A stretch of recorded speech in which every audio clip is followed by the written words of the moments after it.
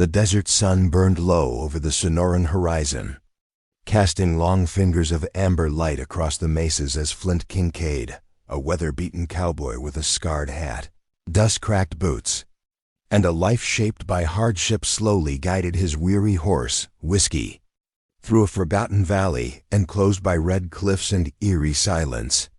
Flint had been drifting for years, running from his past, a childhood stolen by poverty, a father lost to whiskey, and a ranch consumed by debts he could never repay.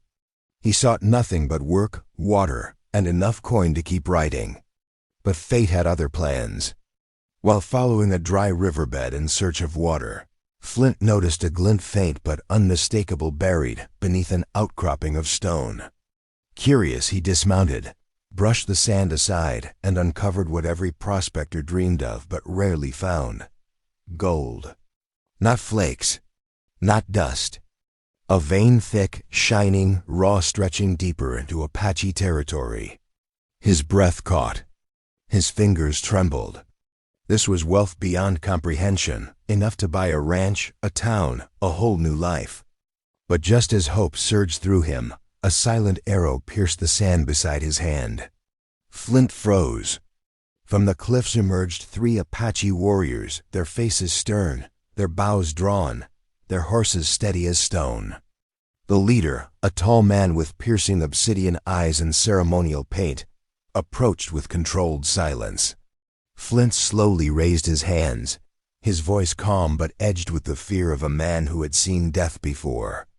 Instead of striking, the Apache leader, Chief Nanton, asked why a cowboy trespassed so deep into sacred land. Flint explained honestly. He was lost, thirsty, chasing no treasure, meaning no harm. When the chief's gaze drifted to the exposed gold, Flint expected capture or death. Instead, Nanton asked the question that would define Flint's fate. This gold tempts your people. Does it tempt you? The cowboy swallowed hard. His entire life, every hunger, every loss hung in the balance. It would have been easy to lie, easy to steal, easy to justify. But something in Nanton's eyes, wisdom, sorrow, pride, pulled a forgotten honor from deep within him. Flint stood, stepped back from the gold, and said, "Not mine to take. This land ain't mine either." The warriors exchanged looks of surprise. Men did not give up fortune so freely. Nanton studied him and finally spoke. "Gold is a curse on the hearts of those who follow greed. You have chosen differently. You may leave." They escorted him to safe ground and disappeared back into the desert, leaving Flint with nothing but the memory of what he could have taken, but did not. Over the next 13 years, Flint built a humble life as a ranch hand, never wealthy, never secure, but peaceful. Yet he often wondered about that gold, not with regret, but with a quiet question. Had his choice meant anything? The world forgot the moment easily, but he carried it like a worn stone in his pocket. He never told another soul. And he never expected the Apaches to remember. But they did. And the desert remembers too.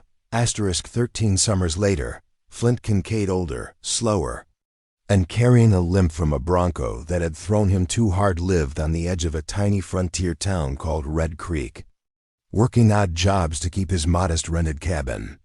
Life had turned unforgiving. A drought had taken the cattle. A greedy land baron named Silas Dreger was buying up ranches by coercion. And Flint, for all his grit, had found himself cornered by debts and a sheriff easily bought by power. One evening, as a dust storm gathered and the sky cracked open with distant lightning, Flint stepped outside to shut the barn doors and froze.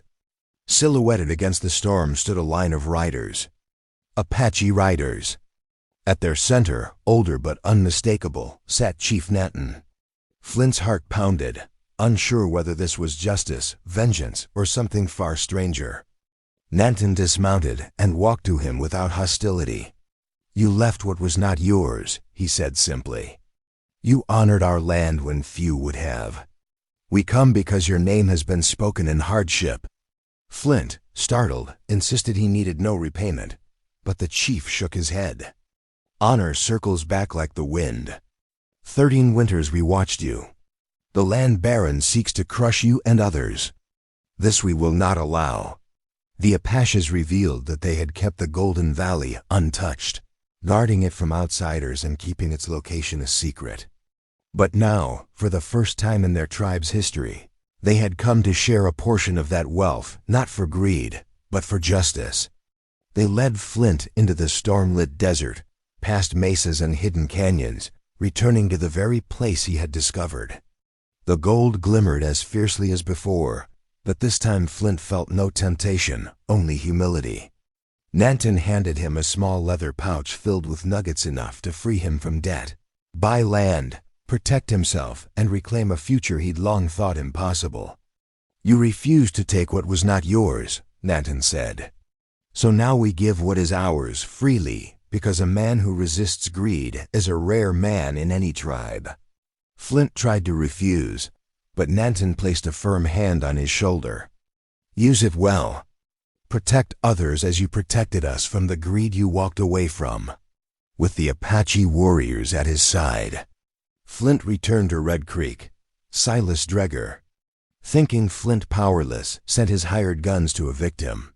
But the moment they arrived, they were met with Apache riders emerging from the ridge, silent as ghosts, arrows pointed with unwavering intent. The hired men retreated, terrified, and Dreger's grip on the town shattered overnight. With newfound resources and the tribe's backing, Flint purchased his own ranch, revived the community, and protected the surrounding lands from exploitation. He never touched the rest of the gold. He never returned to the valley. Some treasures were meant to remain sacred. But each year, the Apache tribe visited as friends, sharing stories, food, and the quiet bond of two peoples, connected by a single choice made long ago in the desert. And Flint, standing beneath the setting sun, often whispered a simple truth he wished the whole world could learn. Honor outlives gold. Always has. Always will. Asterisk. If you enjoyed this story and want more powerful tales like this, filled with emotion, twists, meaning, and cinematic narration, don't forget to like, share, and subscribe to the channel. Your support keeps these stories alive.